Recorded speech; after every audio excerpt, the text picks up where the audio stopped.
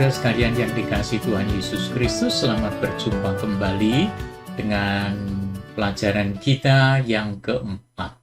Masih pada tema yang besar, yaitu murid Kristus menyangkal dirinya. Nah, saudara sekalian, pada pelajaran kita yang keempat ini, berkenaan dengan masalah menyangkal diri, ada pokok yang akan kita bicarakan hari ini, yaitu tentang bahaya kesombongan. Karena kita tahu bahwa kesombongan itu adalah satu ciri khas dari orang yang mementingkan dirinya sendiri, yang egois, sehingga tidak ada tempat baginya untuk penyangkalan diri. Nah, itu sebabnya pada hari ini kita akan bersama-sama belajar berkenaan apa yang menjadi bahaya kesombongan. Kali ini akan diambil dari kitab Injil Markus pasal yang ke-10 ayat yang ke-35 sampai dengan ayat yang ke-45. Saya berharap bahwa saudara sekalian akan berkenan untuk membaca ayat-ayat ini untuk memahami tentang latar belakangnya dan apa yang menjadi pengajaran Tuhan Yesus Kristus berkenaan dengan kesombongan. Sebelum kita akan lanjut dengan pembicaraan kita pada hari ini, mari kita akan berdoa dan mohon pertolongan Tuhan Yesus Kristus. Bapa yang Maha Agung Tuhan kami, di dalam Tuhan Yesus Kristus, kami bersyukur Tuhan untuk hari ini atas kebaikan Tuhan menganugerahi kami dengan kesempatan kembali untuk bertemu dan belajar dari bagian-bagian sabda-Mu. Tuhan, tolonglah kami supaya kami dapat memahami semuanya ini dan kemudian menerapkan dalam kehidupan kami bagi kemuliaan nama-Mu. Bapa, ampunilah segala pelanggaran kesalahan kami, karena kami mengaku akan segala keterbatasan kami. Kami serahkan Tuhan seluruh pembicaraan kami dari awal sampai akhir ke dalam tangan kasih sayang-Mu. Tuntunlah kami, pimpinlah kami, bimbinglah kami, supaya kami tidak menyimpang dari apa yang menjadi rencana Tuhan bagi kami semua. Terima kasih Tuhan Yesus, nama Tuhan diagungkan di tengah-tengah kami. Amin. Saudara sekalian yang dikasihi Tuhan Yesus Kristus, kita memahami bahwa setiap manusia memiliki kebutuhan dasar yang harus dipenuhi agar kehidupannya dapat berjalan dengan baik. Ada teori mengenai kebutuhan dasar manusia yang sangat populer, yaitu hierarki kebutuhan Maslow.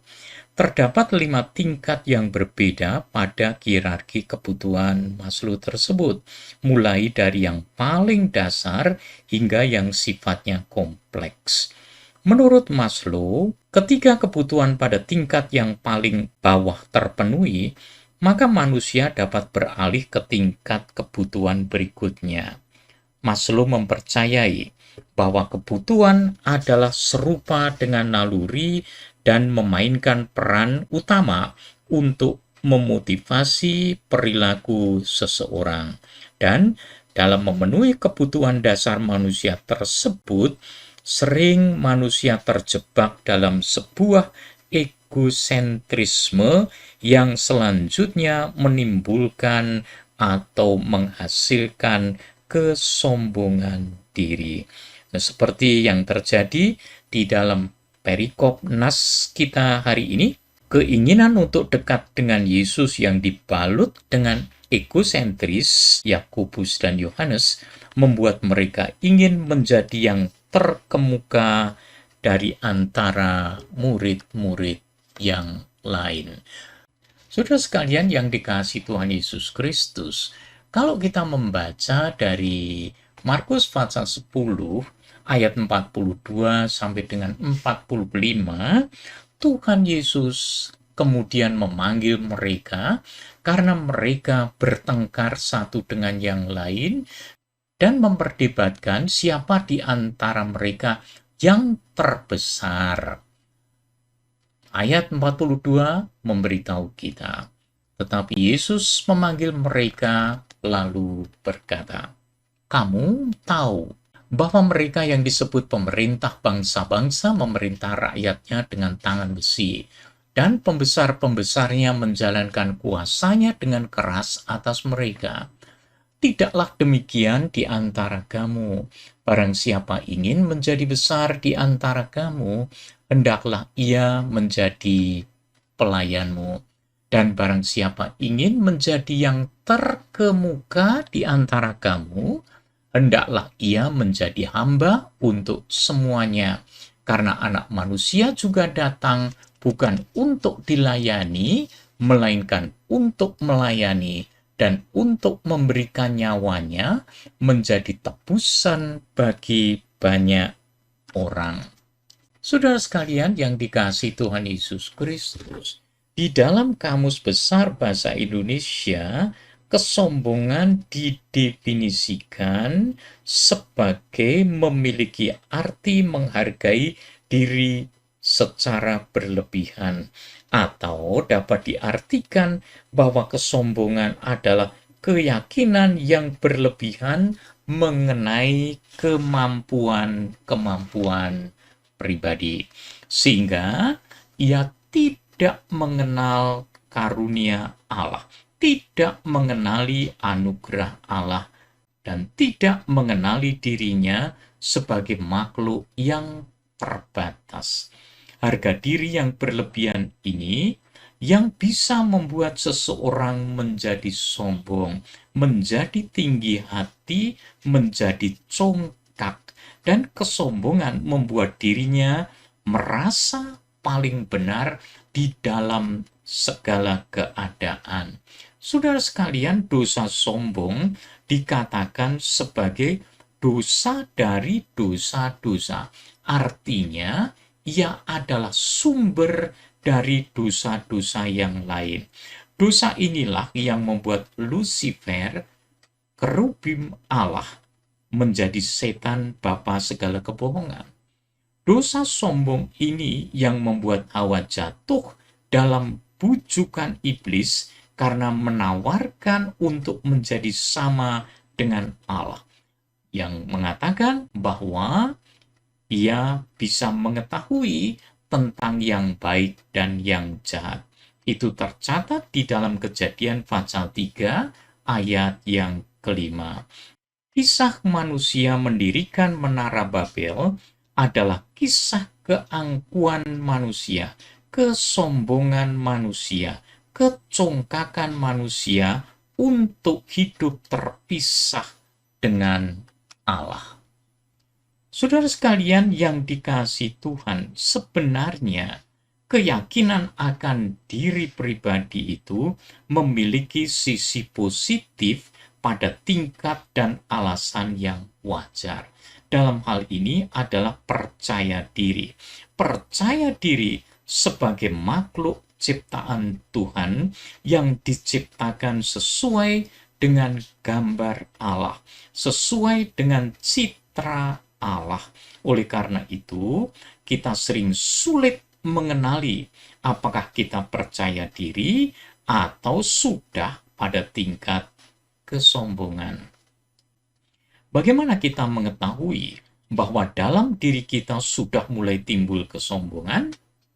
Jangan lupa, saudara sekalian, sombong selalu berpusat pada diri dan selalu mempromosikan diri sendiri.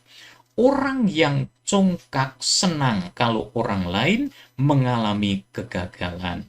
Kesombongan selalu berusaha menarik perhatian orang lain pada dirinya sendiri, baik itu dalam pembicaraan atau situasi apapun juga. Sering juga orang yang sombong lebih senang mengorbankan orang lain, tidak mau untuk melayani orang lain.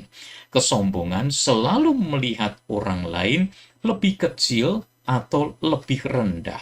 Kesombongan bahkan membuat orang tidak menghormati Tuhan dan bahkan bisa mencuri kemuliaan Allah.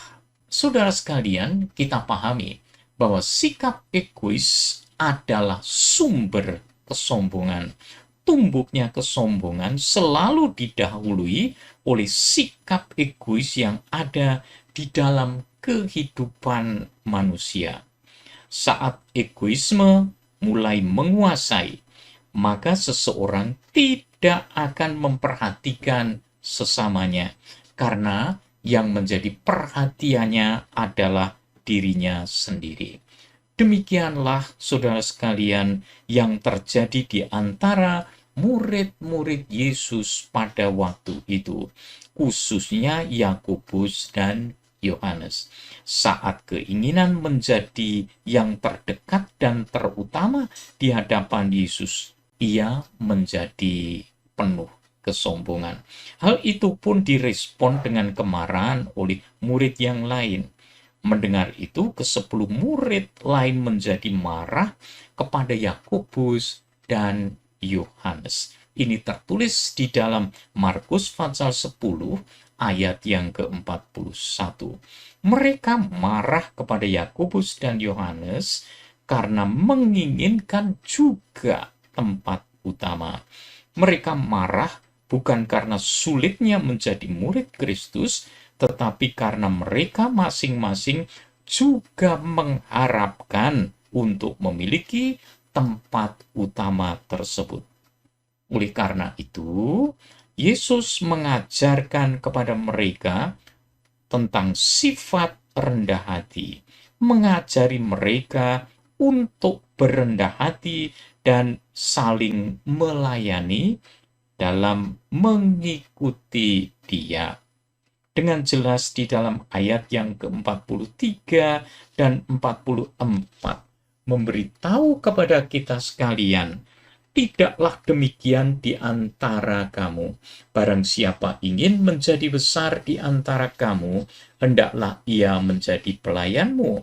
Dan barang siapa ingin menjadi yang terkemuka di antara kamu, hendaklah ia menjadi hamba untuk semuanya. Dalam hal ini, Tuhan Yesus mengajari para muridnya untuk meninggalkan egoisme mereka dan menggantinya dengan sifat dan sikap merendahkan diri, sehingga mereka semuanya ada kesediaan diri untuk menjadi pelayan bagi sesamanya. Saudara sekalian, untuk mencapai titik itu diperlukan sebuah komitmen yang tinggi. Komitmen yang tinggi ini sungguh-sungguh diperlukan untuk menjadi seorang yang tidak angkuh, tidak sombong, tidak congkak. Karena harus menyangkal diri, meninggalkan keegoisannya, dan memberikan dirinya untuk melayani orang lain. Sekali lagi, saudara sekalian, ini merupakan komitmen yang tinggi. Untuk mencapai komitmen semacam ini, seseorang harus berani menyangkal dirinya. Saudara sekalian yang dikasihi Tuhan Yesus Kristus, pandangan dunia tentang kekuasaan memang masih sering menjadi tolok ukur kepemimpinan. Yesus memberikan pandangan yang jelas tentang kepemimpinan dan kekuasaan dunia yang menggunakan kekuasaannya untuk menguasai orang lain. Itu tertulis di dalam ayat yang ke-42. Kamu tahu bahwa mereka yang disebut pemerintah bangsa-bangsa memerintah rakyatnya dengan tangan besi, dan pembesar-pembesarnya menjalankan kuasanya dengan keras atas mereka. Namun, pada kesempatan yang sama, Tuhan Yesus Kristus memberikan satu pandangan yang baru, satu paradigma yang baru dalam kepemimpinan. Istilah yang digunakan pada awal ayat yang ke-43 tersebut dikatakan tidaklah demikian di antara kamu. Ada satu pembalikan, ada sesuatu yang sungsang yang diajarkan oleh Tuhan Yesus Kristus. Artinya, Tuhan Yesus sedang mengubah cara pandang yang selama ini ada di dalam kepemimpinan murid-muridnya, ataupun dalam hal kepemimpinan pada umumnya. Yesus menyatakan bahwa pemimpin yang baik adalah pemimpin yang menjadi hamba untuk sesamanya, menjadi pelayan orang lain. Kepemimpinan Yesus adalah kepemimpinan yang melayani untuk kemaslahatan atau untuk kepentingan orang lain. Pemimpin yang diajarkan Yesus adalah kepemimpinan yang menanggalkan egoisme kekuasaan dan diganti dengan kerendahan hati untuk siap dan bersedia melayani. Sementara itu, Yesus pun memberikan teladan dalam kepemimpinan hamba ini.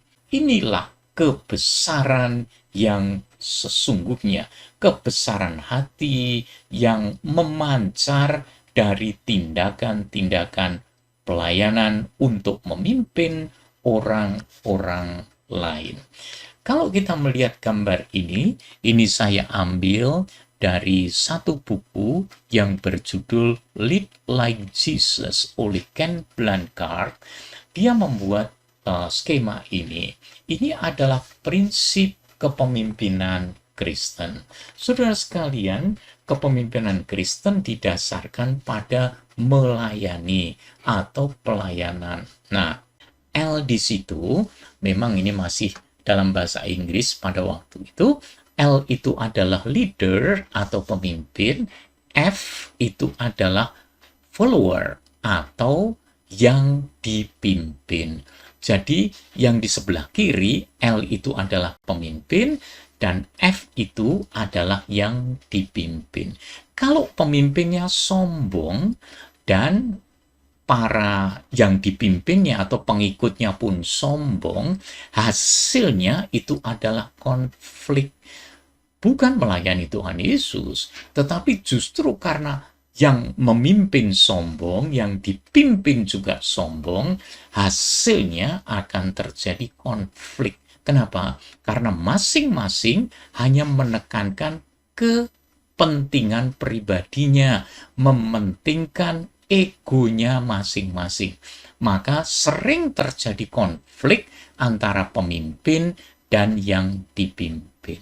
Sebaliknya, saudara sekalian, kalau pemimpinnya dengan yang dipimpin itu masing-masing minder atau ada rasa takut, maka yang terjadi adalah relasinya menjadi lumpuh karena masing-masing saling curiga, saling mencurigai.